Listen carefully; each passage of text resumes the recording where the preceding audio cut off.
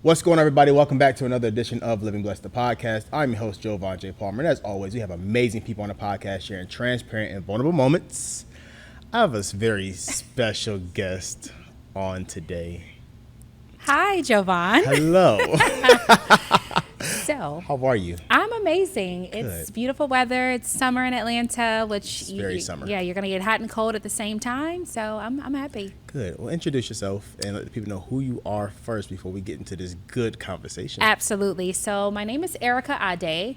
I go by CEO Mrs. Maddy on Instagram. That's CEO MRSMATTY. I'm the wife of serial entrepreneur Maddy J that everybody knows and loves. And I also have my own brand, which consists of the Winning Wives Club and also Wives in Waiting. And together, my husband and I, we help people create digital products. So those are the three things that I'm focused on right now. And just really helping women to develop and grow, whether they're married, not married, wanting to be married, all those good things. So that's me. I love it. I love it. I have so many questions, but I'm going to wait to... That's a huge ring. Oh. Thank you, Joevan. I didn't think you noticed it. I mean, that's like... My husband's Nigerian, okay? So if you guys know anything about the Nigerian culture, they're very expressive with their clothing. Actually, from head to toe, he actually dressed me. Really? So, yeah. Jewelry, everything. Are you serious? Everything. Yeah. Everything except the hair and the makeup. That's the only thing that I do. But Maddy dressed you today. Yeah, that's lit. No, well, he does my whole wardrobe. My whole closet is him. Yeah. Like, not even like in a braggadocious way or anything like that. He's just better at style than I am. So he has clearly. Like, I sent him over my sizes. He asked for my sizes, both American and European. So when he goes shopping and he sees something I like, it's not like, hey, do you like this? Or, hey, he just automatically has it. That's how we operate. Actually, we have a lot of systems and a lot of, organized ways that we live so we can expound and do so much at one time because we don't have to stop and check in and stop and ask. We just kind of go. Okay. I have so many more questions now. I know. But we're going to wait. So let's go. I always like to talk about people's childhood and then like kind of lead people on a journey from childhood to where we are today. That's good. I love that. So where are you originally from? I'm originally from Southern California, so LA, and then when I turned about 9 years old, my mom moved us to the suburbs, which is like the IE area, Fontana, Rancho Cucamonga. A lot of people know that from Next Friday. Mm-hmm. So Ontario, all of that area is where I actually grew up from 10 years old until high school, graduating from high school, and then I went back to LA for college. So I moved with my grandparents and did college there. And then I got roommates in LA again, and I stayed with my roommates until my husband found me. And then I moved from that home to Atlanta, and that is where we are now. Got you. So what was it like being young Aarika? Young Aarika is a lot like I am now. Very animated, very dramatic. I was always in performing arts schools. I was always in drama, theater. That was my upbringing. So I'm the only girl out of 5. So my mom did not hesitate to let me explore, let me express. So a lot of people have the upbringing of like on the weekends we're cooking and cleaning and listening to Anita Baker. Not me and my mom. No way. Not at all. Like, so she's still on a part of childhood. I did not. Yes, you did. No, sir. What? When I spent the night at other people's houses, I saw that, and that's not our vibe. No, like we didn't spend time like. Sadly to say, like, not even in the kitchen. Like, my mom doesn't cook. So, yeah, don't look at my mother-in-law, okay? She is teaching that's your mother-in-law? me. Yes, that's my mother-in-law. Yeah, that's Maddy's mom. That's Maddy's mom. Okay. Yeah, so we didn't spend a lot of time, like, doing the big domestic stuff. We spent a lot of time doing what we love. Traveling, going out to eat. That's how we were known in the neighborhood. Like, people knew if they wanted an adventure on the weekends, come to Tanya's house, and you're going to get that. Word. Yeah. Okay. So being the only girl of 6. 5. Mm-hmm. So it's 5 total. 5 total. 5 total. So being the only girl. Yeah. What was it like being the only girl? Was it like your brothers trying to rough you up all the time? That's funny. What's funny? Them roughed me up. No? You were doing the roughing up? Oh, gosh. Come on. Yeah. Where do you fall out of the 5? I'm the second oldest. That makes sense. Yeah, that's why. Yeah. I'm big sis. Yeah. Okay. So, that was pretty much how it was, though. 4 boys. So my older brother, he's 7 years older than me. So he kind of he was already kind of grown by the time anything made sense to me. You know what I'm saying? So, yeah. And so he was still living in LA. He was raised by my grandpa a majority of the time. So when we moved, when I was about 10 years old, he stayed with my grandpa, actually. Really? Yeah, that's like, I don't know. I don't know if it's like a 90s thing, 80s thing or whatever, but like we totally believe in the village system of raising children. So it's like when I got a certain age, my cousins would move in with me and like go finish high school then or whatever. Like we didn't have that system of like, oh, I don't like the way you parent, stay away from me. No, if I have a better way or if I have a better opportunity, which living in the suburbs, that's the reason why my mom moved us there, because she has so many boys. So she's like, there's no way I will raise these kids in the 90s in LA. Like, absolutely not, right? Yeah. Because of the violence and the gang and all of the things that were associated at that time, she really wanted to give them a different opportunity. So we moved to moved to Ontario, Fontana, and we were raised there. And when my cousins would come and they're like, I like it better out here, I want to finish high school here, my mom's like, yeah, doors open. So my brother, he just stayed there and went on to college and everything worked out. Where did this village like mindset comes from? Because in the African American community, we don't really have too much of a village mindset. I think it's just maybe because I have one of those families though that's like very like non-judgmental. Like all of my friends know, I tease my friend Whitney all the time, like when you come there, my grandpa sees you, you're getting a key. That's just how he is. Like everyone knows. That's like one of the houses in the neighborhood that like if you're like passing through and you need to use the restroom, to stop there because somebody is going to be home. That doesn't scare anybody? No, we're like traditional. We're old school.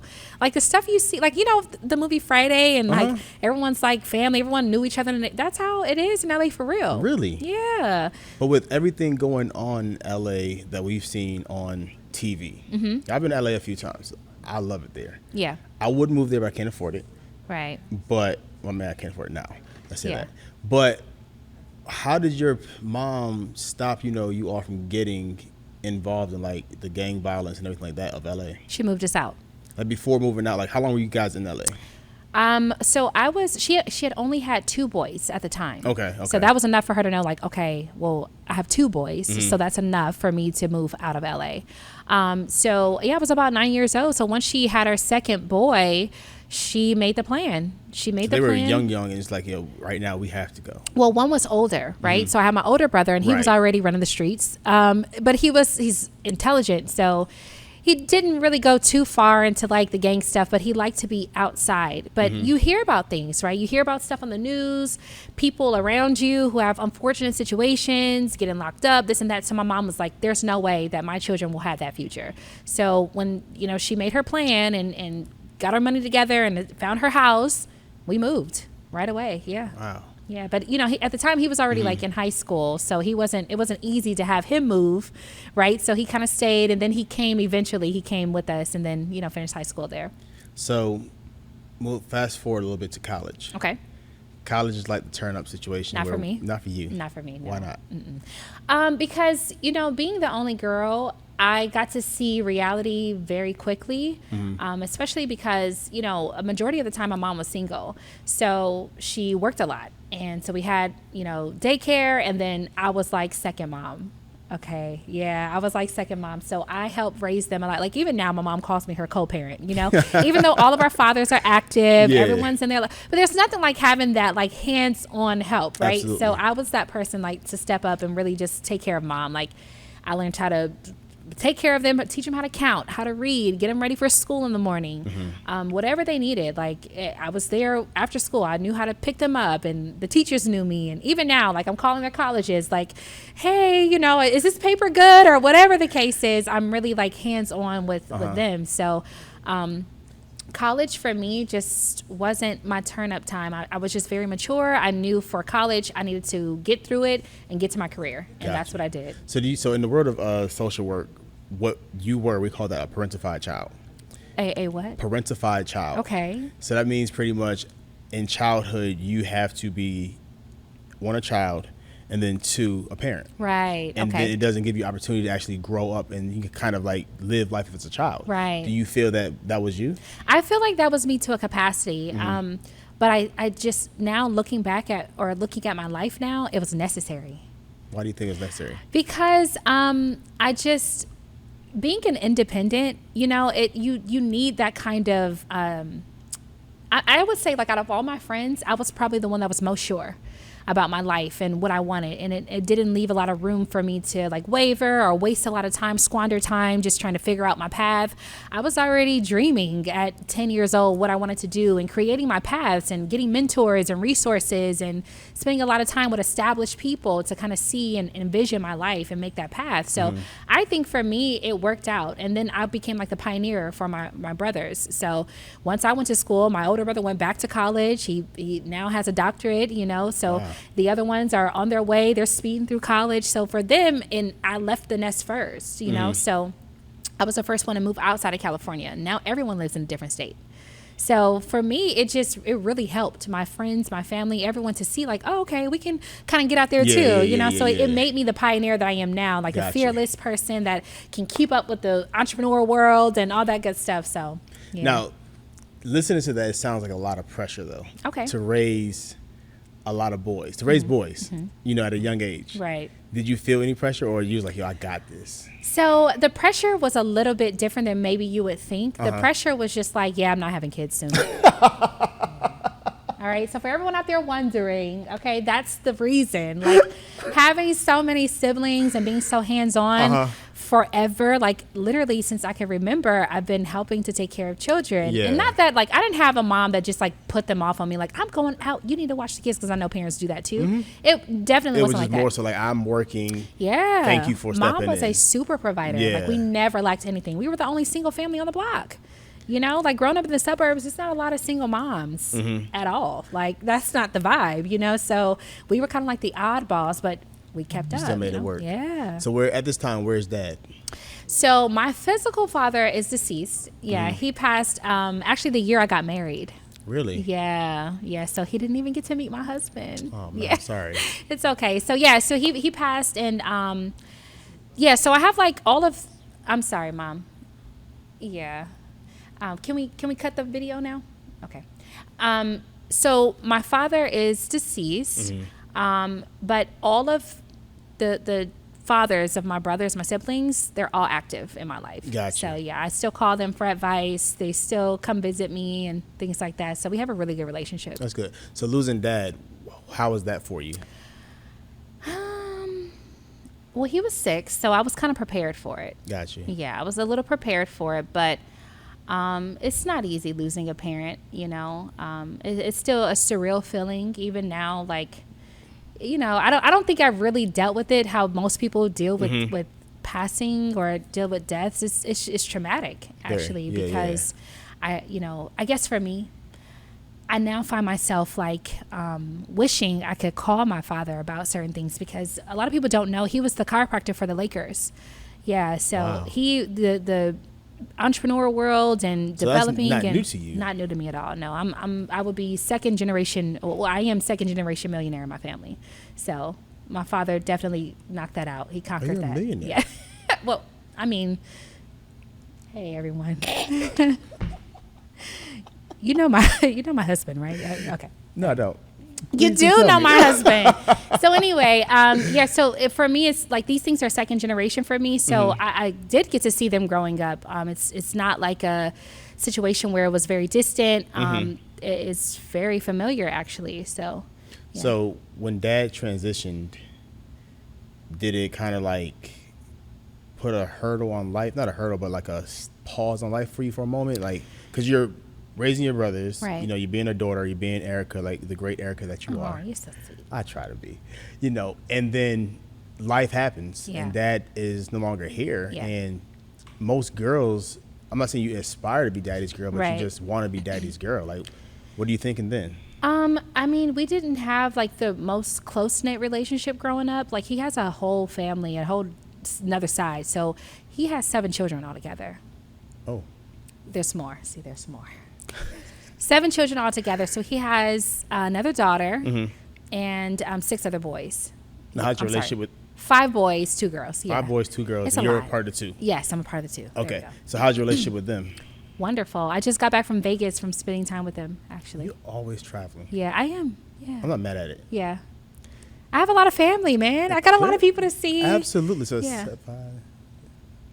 So it's like 10 of y'all? 12 altogether, I think. I don't know. Like, the math is weird. How do y'all, so do y'all ever like, well, before I ask this question, did dad have this family and you didn't know about this family? Then you kind of like, it's like, oh crap, there's a new family. It's transparent.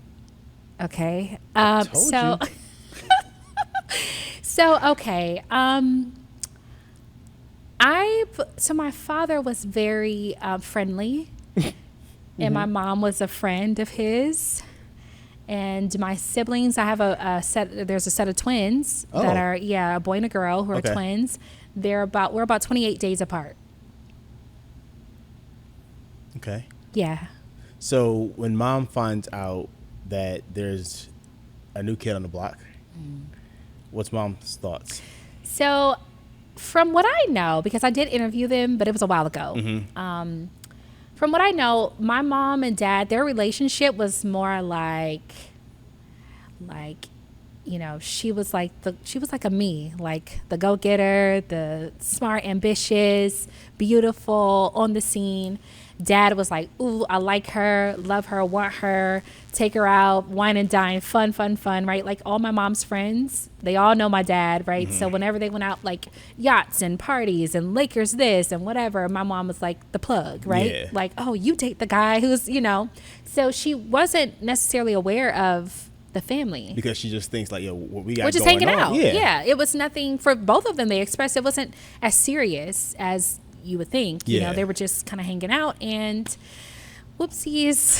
And now mom's pregnant, and she was debating actually on keeping me. Really? Yeah, I don't think I've ever told this story. But yeah, she was debating, and then when she got there, they told her it was too late.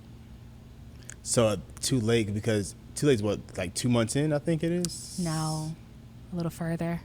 But you know, it takes time actually for women to really realize we're pregnant. Yeah, so. I saw some video the other day where a young lady, she was saying that she was feeling ill and the doctors kept telling her she wasn't pregnant. She wasn't pregnant. And then she come to find out she was like 6 months pregnant. Right, yeah. So I don't know if that was exactly the situation, but it does take a while, which is why I hate this little law thing that just came out because what? Like, that's a whole nother topic. Absolutely. But the point is, we don't really even know or really understand, like, you know, your body goes through changes, but we're women, so it goes through changes every month. You know what I mean? So regardless if you're pregnant or not. So it was just kind of one of those situations where they found out she was debating because they weren't like together and you know, in a relationship. And then here I am. So stepmom, her and I are really close. So I interviewed her too. And I asked her, like, how was that? She was like, I didn't know anything about you until you were about 2 years old. Wow. Yeah. So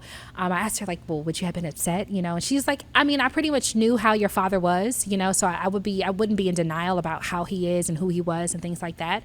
But at the time, she didn't have any girls. So she felt like, wow, I would have been so heartbroken had I not had a daughter yet. Ooh. Yeah. So she had her first girl when I came along, you know, but she found out about me when I was 2 years old. She says that one day, you know, I guess they decided to have a meeting and to introduce me. And she said when she saw me, she already knew. Yeah. How'd she know? I guess because I look like him. Yeah, I have his features. Okay. So she's like, yeah, I already knew. But she's like, from the day I met you, I fell in love with you. So whenever I would go see my dad, like me and stepmom were like this. So even we just retired her actually through Airbnb. Really? Yeah. Yeah. I got with my brothers on that side and made a plan with mom. And even now, like I'll call every once in a while, maybe every other month, check in, make sure that they're on track with everything, share any knowledge that I know. And she's chilling. So we take care of her through our hustle. That's lit. Yeah. Family is really important to me. Like I can tell. Yeah, family's really important to me. I just don't believe that you can build things outside when your inside is in shambles. Yeah, I'm not that kind of person. Like now I understand that there are some family members, some things that you just can't reconcile, but I at least do my best and let that person or that thing know, like, listen, I just can't, you know what I'm saying? But I love you. Just gotta love you from a distance. You know what I mean? I'm honest about that, but I do the best that I can. And when I can, or what I can do, I do it. So it's simple for me. That way I don't feel any kind of stress or guilt with helping anything outside, because home is taken care of. Word. Yeah. So your stepmom says she just kind of knew who your dad was and what he did. Yeah. As a woman, as a wife now, Yeah. why do you believe women kind of like tolerate a lifestyle that we as men sometimes, do or have? Ooh, that is loaded, because everyone's so different. You know what I mean? Like, some women, even talking to a lot of wives now with my wives club, some women, their non-negotiables vary, right? So some women do believe that men are not meant to be totally monogamous. So, family is important, legacy is important, wife and husband and marriage is important, but he might do his thing on the side. He might have, fun or explore or whatever the case is outside, but it's nothing serious and it doesn't interfere. And as long as he keeps it on that side and it doesn't interrupt what we have going on in the family life, that it should be no problem. Some women just feel that way. They're like that. Touche. Not my vibe, but touche, and I think she's just one of those people that just understood who my father was prior to marrying him, or even while being married with him. At the end of the day, staying married is a choice. Every woman knows that. Yeah. So we all have the option to decide whether we're going to tolerate or not tolerate, but at what cost, right? Yeah. And I just think that she felt that her marriage and her children and their legacy was more important than his character flaws. I feel it. So the collide of you and Mr. Maddy J. Yeah. How'd that happen? Wow. Okay. So again, remember going back to college days, right? I wasn't really the party goer. Like, that wasn't my vibe, because I'd seen people go to college before me. And then when I got there, they were still like at the same level.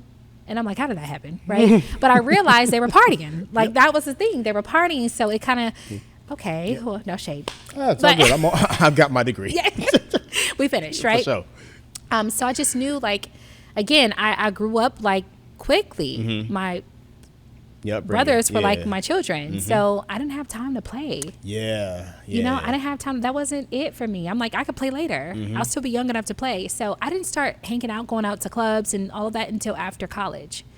Yeah, I needed a career first, then I can go to the club. What did you do on major in? So I majored in psychology. Really? Actually, yeah. Yeah, I majored in psychology. And then I went on to work for the government in LA. And that was my career. That's when I met my husband. I was, in my career and making my arrangements to, my next financial plans and things like that. Which is what I teach in the Wives in Waiting clubs. It's really just to focus on yourself, and you will attract the right person for you. So I already had my husband envisioned in my mind. So what did you envision? Okay, he definitely has to be intelligent, because I like intellectual conversations. I like to be stimulated intellectually, right? I like to dream and envision and travel in my mind. I'm just very creative. I've always been like that. So I knew that I wanted to be with someone intelligent.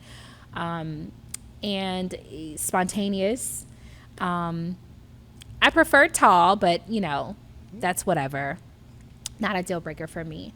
But just exactly who he is. He's very charismatic. He's fun. We'd never have a dull day or a dull moment, and a businessman. He's a pioneer. Someone that I knew I wouldn't get bored with, and there's just someone who's just bright, like someone I can really grow with, can teach me things, can lead. He's all of those things, actually. So I actually met him at the club. Now we're getting to it. It was one of those days, right, where my cousin, shout out to my cousin. I'll show you her Instagram later. I don't remember it off the top, but I think it's Artiste Noel.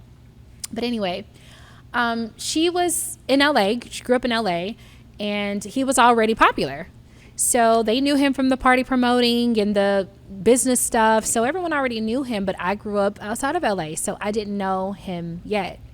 So when he approached me the first time, I was like, no, right? Oh, you shot him down. I did. I love you, babe. I did. Because I just, he was flashy already. He had the chains and he had the Maddy J stuff going on. So I just was like, okay, no, I want a businessman. Like in my mind, right? I want someone smart. So I just kind of like stereotyped him based on that. Like maybe he's not the kind of guy, right? So she's like, no, you need to talk to him. My cousin, yeah. And so I saw him again at a party. And this was like a really big party with like Lil Wayne. So you were partying for real for afterwards? No, it really wasn't heavy like that. But it's Hollywood. It's a different type of vibe. Like if something's going on, you go. Really? Yeah. Why do you have what is it about Hollywood that they have something going on that you just gotta go? Well, because Hollywood's very exclusive. Like it doesn't really. It's not just about the money, you having money, or you being able to get in the room, but you can create opportunities in Hollywood that you can't create any other place because it's so exclusive. So everybody doesn't get in. Everyone doesn't get to be in the room, even if you have a ticket, even if you're there, if you're on time, it doesn't matter, right? The networking is different, right? Here, I just feel like in Atlanta, it's not as exclusive. Like you just got to kind of get in there, That's right? it. But in Cali, there's layers and layers and layers. So when you have an opportunity to get in a big room, you go. And so that was the vibe for me. Like I only came out when it was really, when it was something to be done. That's the thing. I know it's like it's going to take some work to get in, so I need to be there. Yeah. Okay, so right? the second time. The right people are going to be there. Yeah, so he was the right person that was there that night. So the second time around. Yeah, so the second time he sees me, but we don't talk. We don't talk that time. On purpose? No. Or it was just like it was a lot going on in the. Yeah, it was a lot going on. We were there. It was happening. It was bright. Yeah. It was it was crazy. So we don't speak then, but we follow up online. So now he's liking the pictures and stuff like that. No. How old do you think we are? MySpace? Instagram. The best dating app there is. It is, actually. Instagram.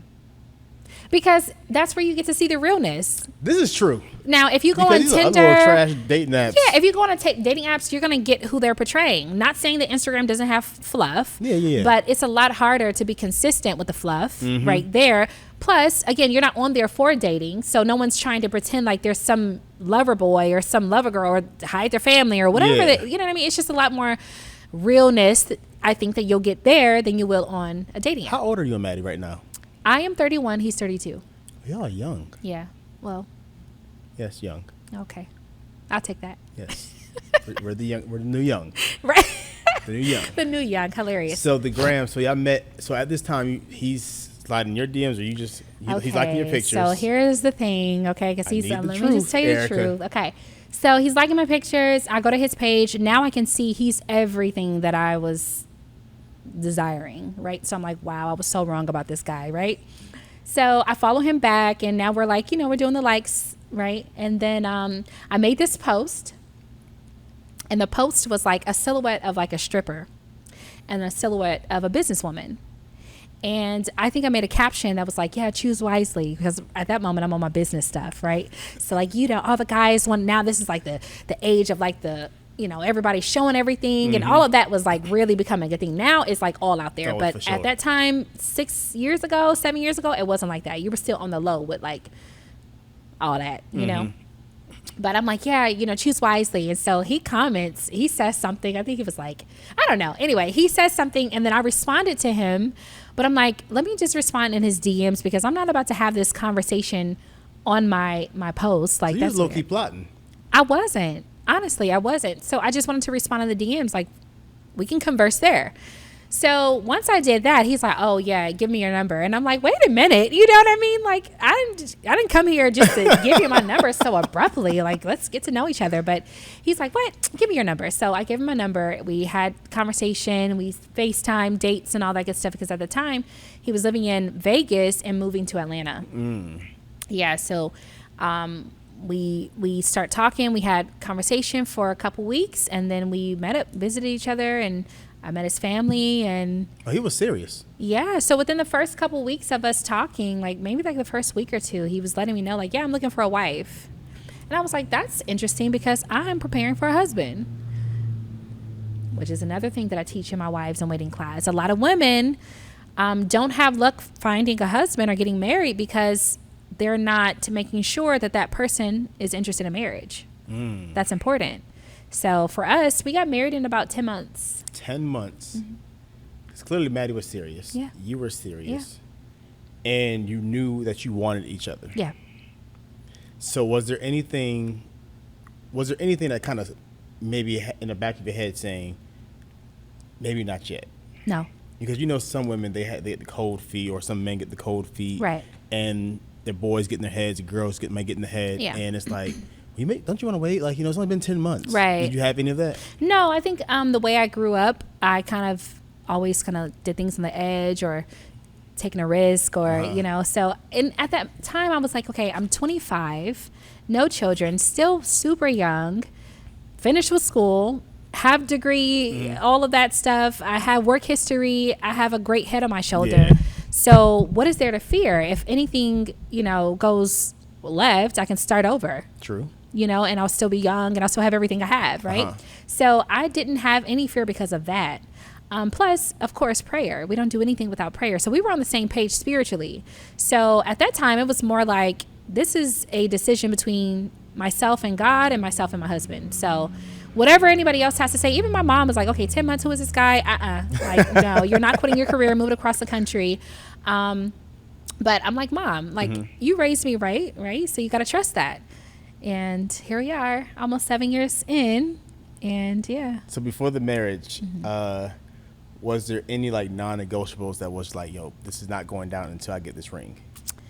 Yeah, moving in. Another thing I teach in Wives. No, seriously, because again, a lot of women prolong their ring by moving in. So you teach no moving in until the engagement or after the actual wedding. Yeah. Yeah. So, in today's world, finances is like crazy. Rents through the roof. Right. Mortgages through the roof. Right. Houses are overpriced. Yes. And there's some people say, hey, we're going to roommate it up. Right. But you tell your ladies, wait. Right. And this is because I did it, right? I had roommates or housemates, but they were women. Yeah. Other single women who we were all on the same page, right? So what's the problem with getting a nice 3-bedroom house and splitting the rent with 2 other women who are single until, you're ready to move on? I'm not saying you got to do it exactly like that. I'm just giving you a scenario of how I did it, and it worked for me.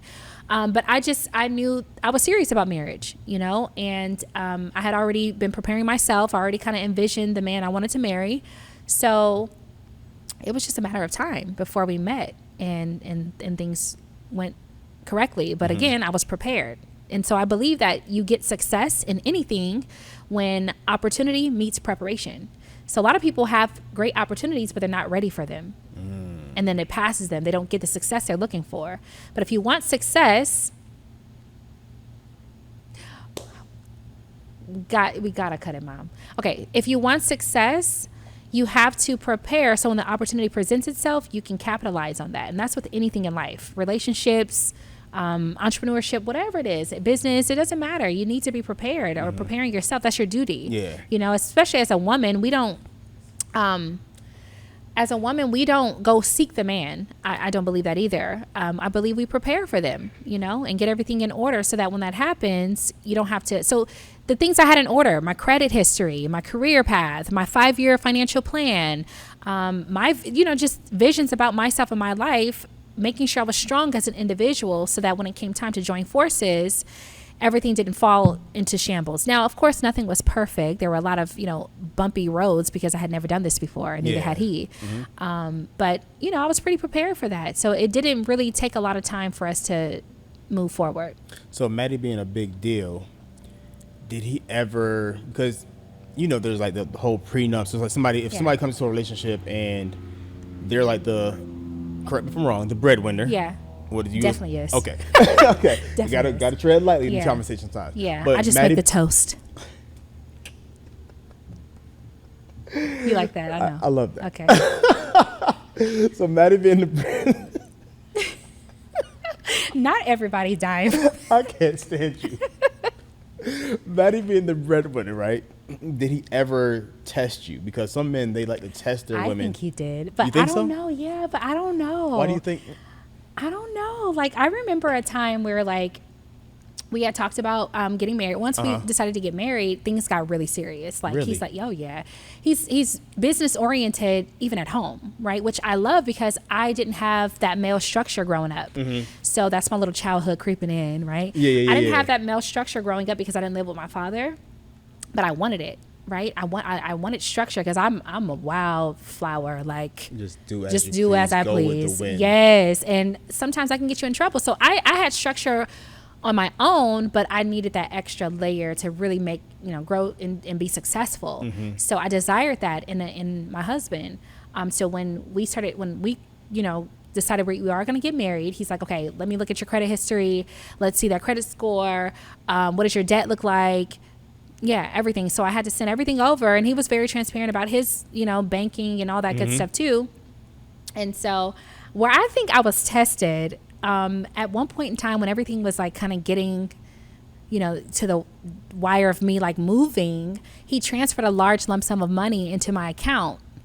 Yeah, like it was like a large lump sum because How large? It was large. How large? It was large. It wasn't in the millions, okay? Let me just say that. It wasn't that large, but it was a good portion. Okay. And, just until he, made some changes and things like that. And, it just sat there. So how does he get your account number? He asked for it. And you just willingly gave it? Yeah, we were already, But you were just dating. but we had already decided we were getting married. So So we were technically engaged. It's just our engagement didn't last long because we went straight from let's get married to getting married.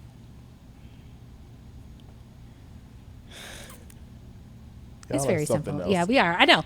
This is why I needed someone who was my speed. Yeah. Faster at this point. Absolutely, clearly. Yeah. So I think that was a little test. So I don't he know. That's transfers just this my large mind. sum of money in your account, and you just let it sit there. Yeah, until he was ready to do whatever he wanted to do with it, and then But did you think anything like suspicious of it? Like, is he moving drug money in my account? Or like that? No. I knew him at the time. I knew what he did and where the money came from. I knew everything.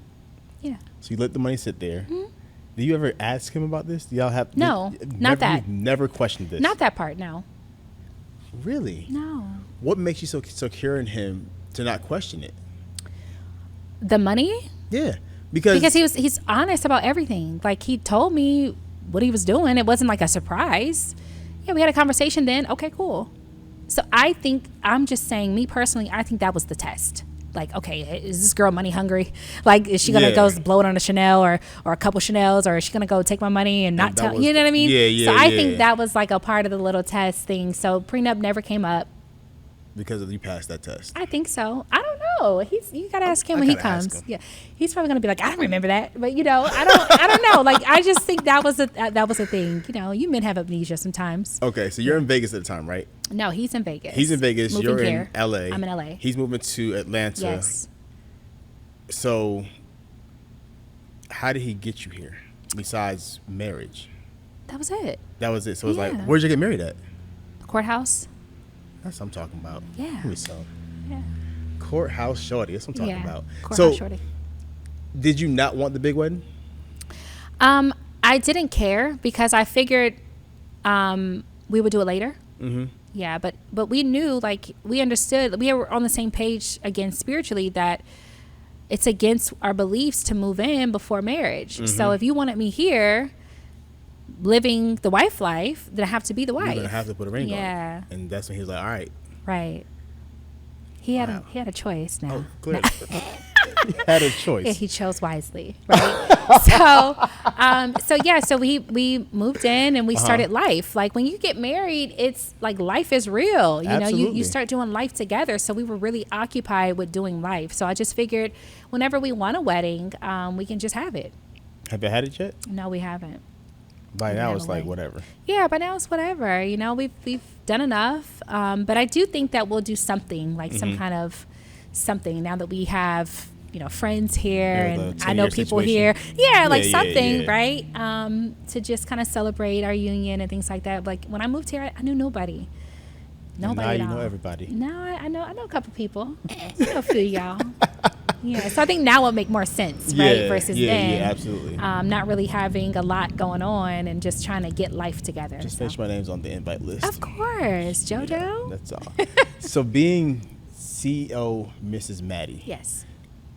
a lot of women would have a problem being their husband. And when I say that, how I say this, that this identity crisis that a lot of women tend to have when it comes to when they become one. Yeah.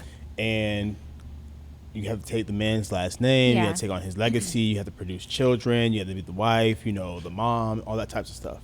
But it seems as if you don't have a problem with any of that. Yeah. What makes you so secure in that, and how do you keep your identity as Aarika? Yeah. And then also keep the identity of Mrs. Maddy? That's a great question. Now, number one, for me, I knew a lot of this before saying yes, before saying I do. So I think that for women, it's important for us to really analyze the person we're dealing with and the life we're going to have and really decide if that's a life for you before just saying yes to all the perks and not realizing the reality, right, of what that comes with. So again, with my father being an entrepreneur, I already had like a preview to what that life looks like. Yeah. And so I was already kind of, ready and equipped to move forward in that. Number two, as far as identity, I did go through an identity crisis. Absolutely.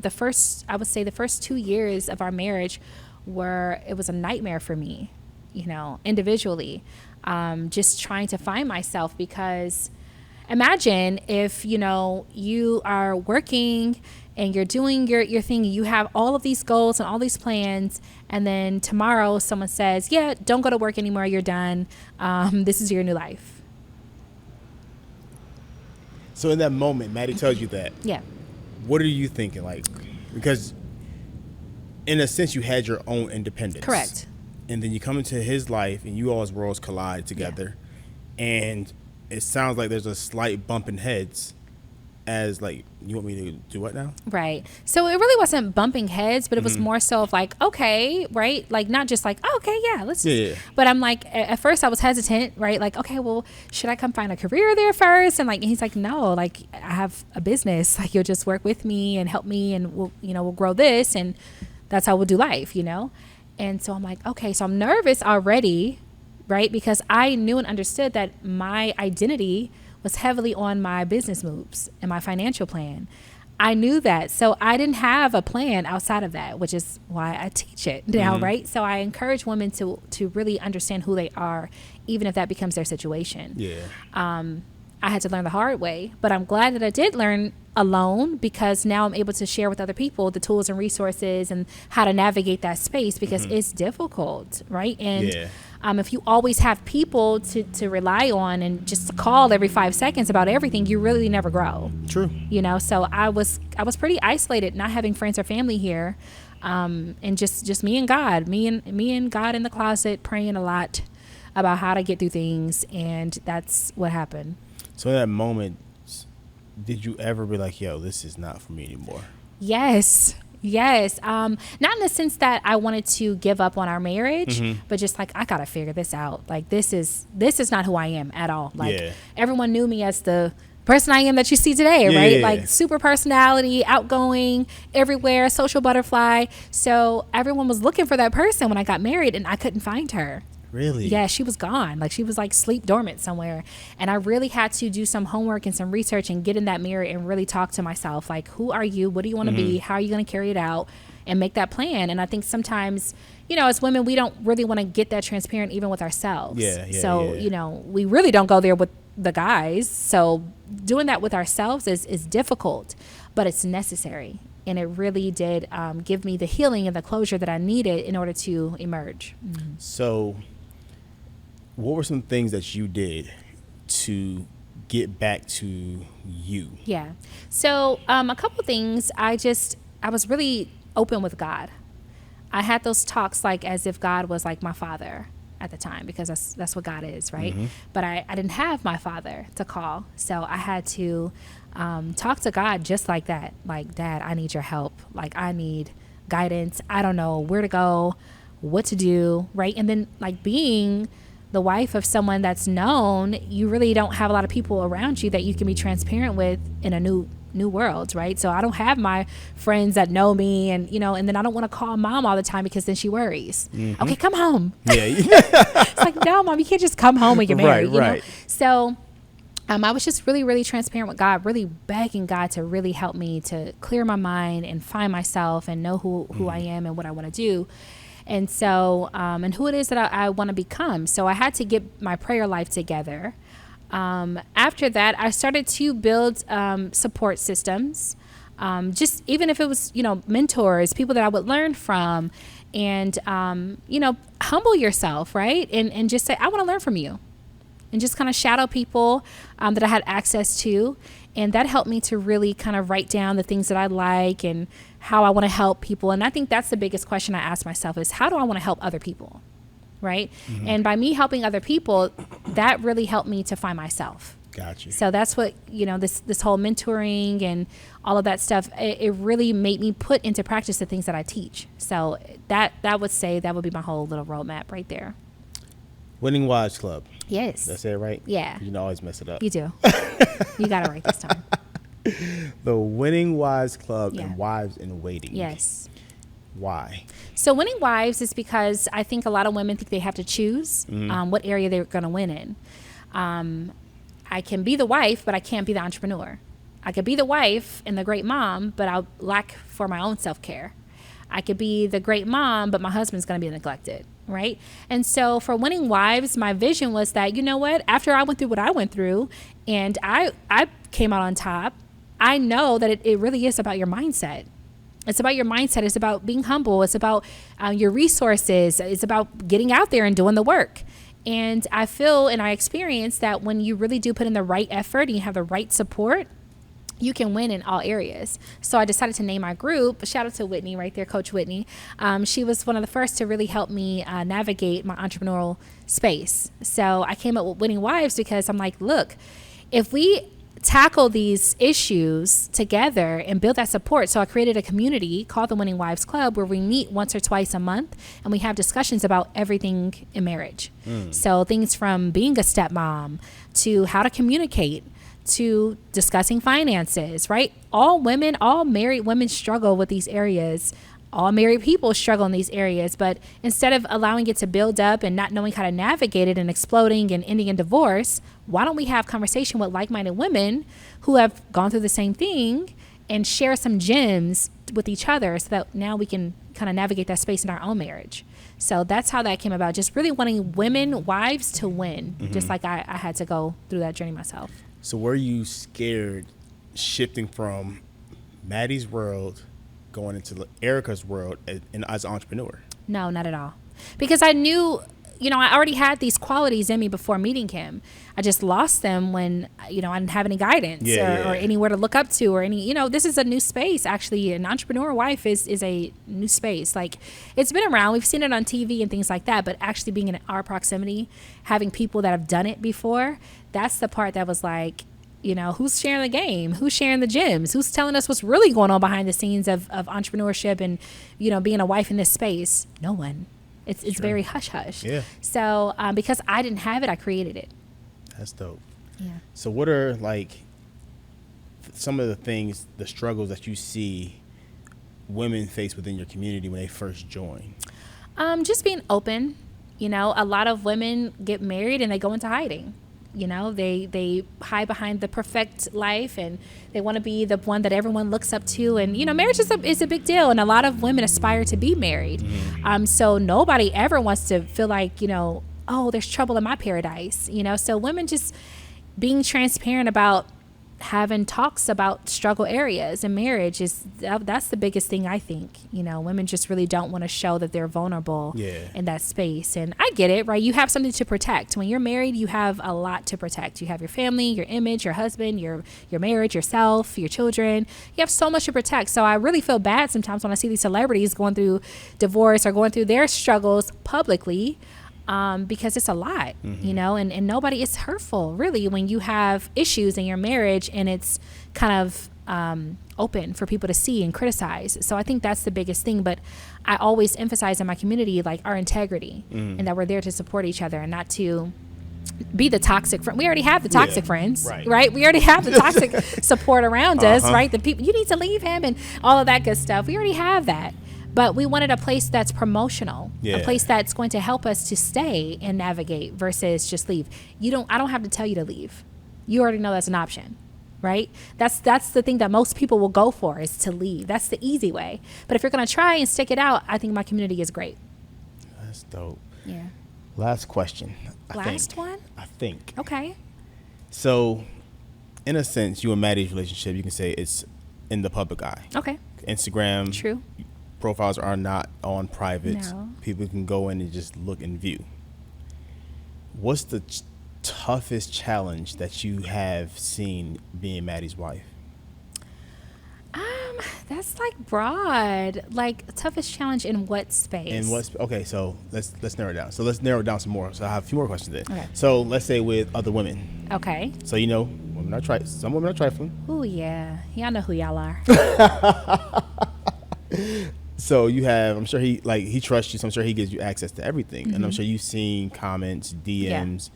Pictures and all types of stuff. Like, how have you dealt with that as a wife and with somebody of his stature? Yes. My husband's very friendly. He has a lot of women friends. He has a lot of friends in general. But a lot of people who, depend on him for insight, business tips, all kind of things. And he's very selfless. So there's a lot of relationships that he builds with people and with women. And I think that sometimes women, just being a woman, I think that sometimes they can, have a wrong idea about what that means.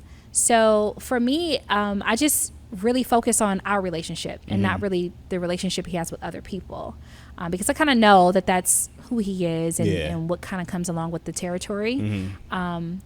And that's not a new thing, right? That was something that, again, I accepted before we got married. True. So I already kind of knew that vibe. But I think for him, it's new.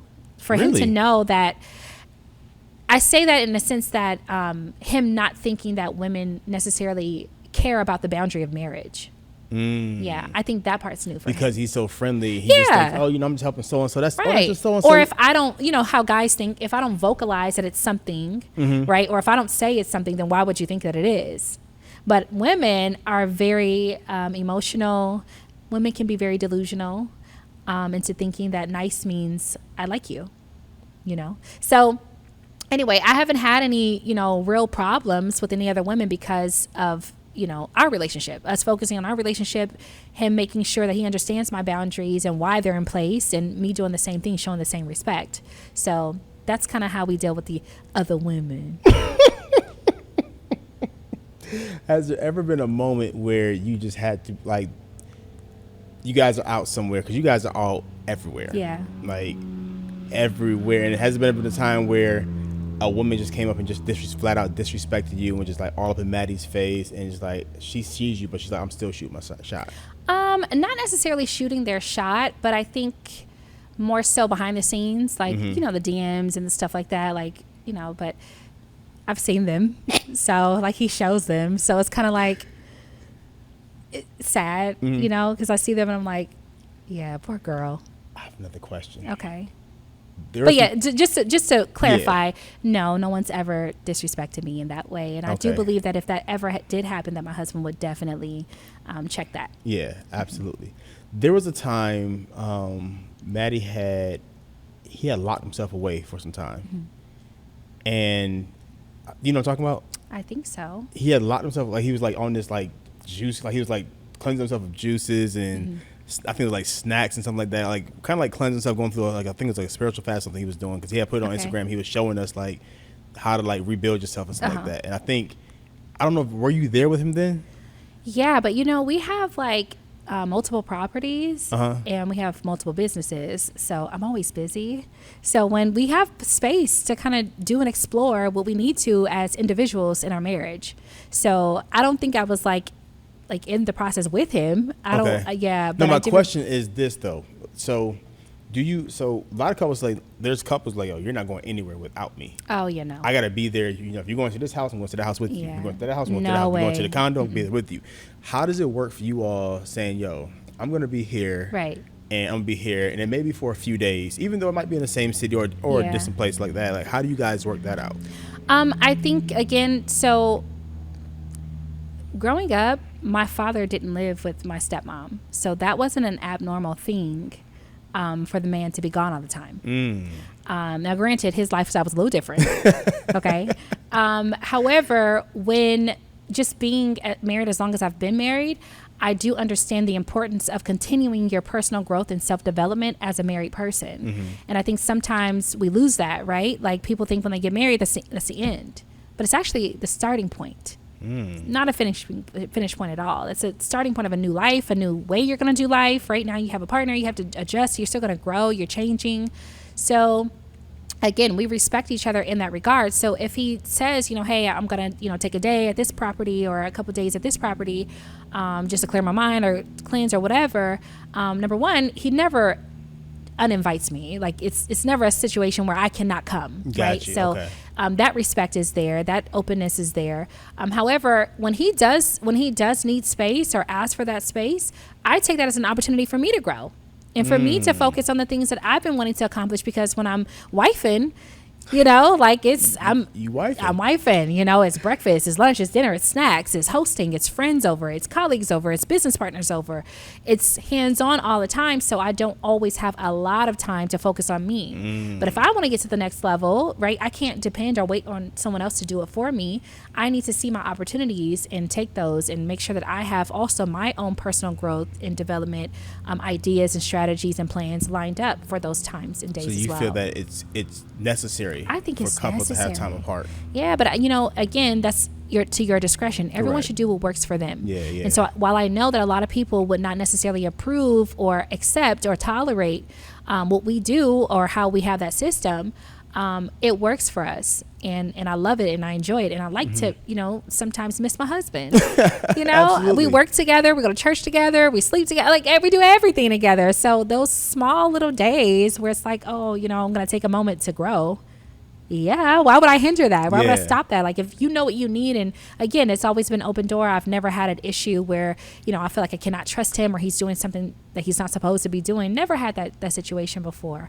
But again, that's the thing. It takes a high level of trust to run and operate your operation like that. And I have the same privilege. If I want to go, take a day and go to Chateau Elan and, or whatever the case is, I can take my time in my days too. And it's open, I can leave him a key at the front. You can come in if you want, whatever the case is. But that space is necessary to keep growing and keep thriving so you can be a better wife and a better husband and a better everything for your mate when you're taking care of yourself.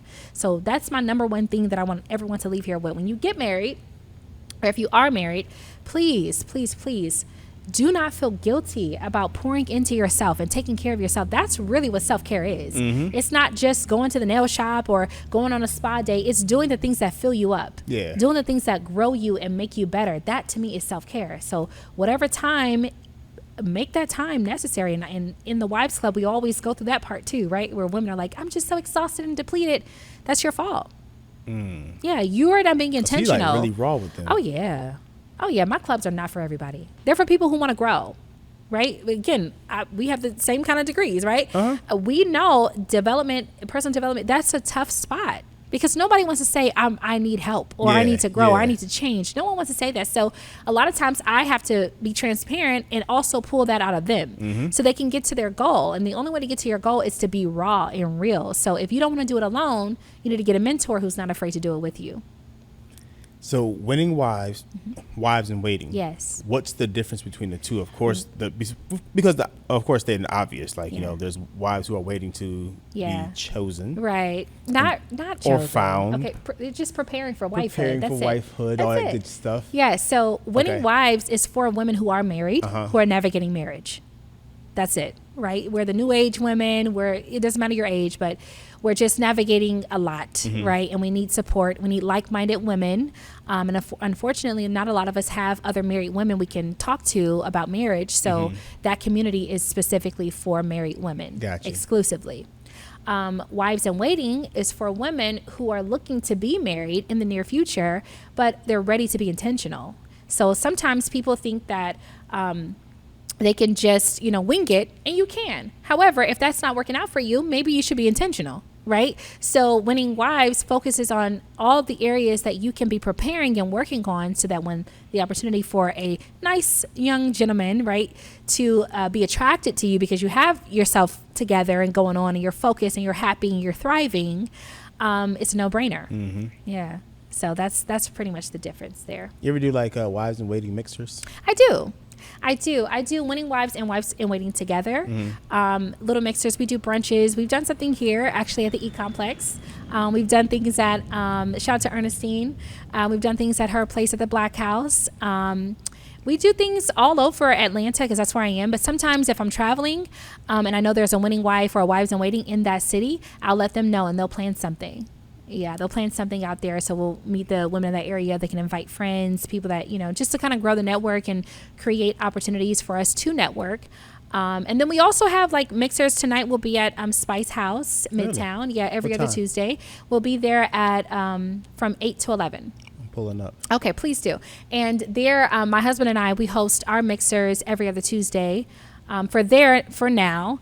And that's just really where we just kind of show our brand together, really doing things as husband and wife, which is, a lot of people find difficult, but we love it. And we really focus on teaching people how to create digital products. Okay. So anything that you do, you need a digital product along with it. Mm-hmm. Okay. Whether it's an ebook, a course, a masterclass, or several masterclasses, whatever it is that's, digital space, it's just another stream of income in addition to what you already do. So it's not extra work, but it's an additional stream of income. So we teach that as well on a daily. So it's tonight, 8 o'clock. It's tonight, 8 o'clock. It's open invitation? For you. Can I bring somebody? Yeah. Yes, of course. Yeah, you can Somebody's? No way. Yeah, you can. Yeah. Okay. That's it. That's all I got. Okay. This was good. I feel like I got to know you a lot more. Did you? Yeah. Okay. Well, cut out anything that doesn't make me look good. Oh, no, it's all going to be in here. I'm just kidding. Thank you for having me, No Joevan. problem. I'm actually very proud of you. I remember Thank when you you were talking about doing your podcast and things like that. Here I am. Yeah, I'm coming one of these days. When I can find some time, I'll jump in. Winning Wives podcast. Yeah. No, we will not just focus on wives. We will focus on all women. Oh, I got one more question. Yeah. So, since you and Maddy are like this power couple, mm-hmm. have you guys ever thought of like taking couples and teaching them like the game plan on how to become the power couple in your space? I don't think we're ready for that. Really? No. I don't know. I've never talked to him about that. I don't know if that's his vibe. Put it in his ear, see what he says. Why? We do know people in our network who do that. So I think, so it's already out there. Yeah, I mean, but not to say that we can't do it. But we just kind of like, we do it together. I think we probably do it together more spiritually than we do like you for guys business. Do host like a lot of Bible studies. We do host Bible studies all the time, usually on Wednesdays and Thursdays. And people get to see the synergy and the, teamwork there. I think that's probably our favorite way to display couple success. Got you. So that's really our vibe, honestly. But I can't help, me being a woman wanting to mentor women and him being a mentor all around and mentoring everybody. Right. So that's kind of like how that works. That's dope. How can, we're going to do a quick commercial. Okay. I want you to close out with some words of wisdom and then also how people can get in touch with you. And then if anyone's interested in two of the programs that you have, how can they find those programs? Got you. Okay. So this episode is sponsored by the Embolden Institute. It's my space where I send out daily messages of affirmation and hope. You can text me 404-476-6780. That's 404-476-6780. Text me the word hope to that number, or text me the word affirmation, or text both simultaneously, where I send out daily messages of affirmation to help you affirm yourself. I send out messages of hope to let you know that there is better than what's going on. There's greater out there, and you are actually stepping into it. So text me 404-476-6780. Aarika. Yes. So if you all are interested in Wives in Waiting or Winning Wives, you can find me on Instagram to join one of my programs. That is CEOMRS Matty, CEO Mrs. Maddy. And I also have mentorship hours on my calendar. So if you want to talk one-on-one and just grow yourself and see some of the resources, some of the workbooks that I have, some of the classes, master classes, and courses that I have, I'm able to shoot that over to you. So that is how you find me. All right. Some words of wisdom. Words of wisdom. Never be afraid or think that it's too late to reinvent yourself. Whatever it is that you see, whatever it is that you want to do, keep working at it. Make sure that you are in tune with yourself because you are your biggest asset. So don't be afraid to, invest in yourself mentally, physically, financially, and just do it. It doesn't matter your age. It doesn't matter your status, what you're coming from. If you're leaving a divorce, leaving a marriage, you come from homelessness, whatever it is, you have the opportunity today to start over and to apply yourself. Get out there, find those free resources, find someone that you love, someone you admire, learn from them, humble yourself, and grow. And I promise you success is at your door. Well, there you have it. It gets no better than that. We are out. Peace.